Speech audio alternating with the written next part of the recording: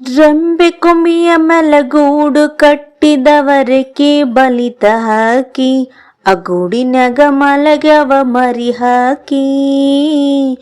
ದೂರ ದೇಶದ ವಲಸಿದ ಹಕ್ಕಿದು ಐತಿ ಜಗ ಒಳಗ, ಬನ್ನಿರಿ ನೀವು ನಮ್ಮ ಬಳಗ. ಹಳೆಯ ಬಾವಿಯ ತಳದ ನೀರಿನಾಗ ಹಸಿರು ಚಿಗುರುತ್ತಾವ, ಬೇರಿನ ಮೊಳಕೆ ಒಡೆಯುತ್ತಾವ.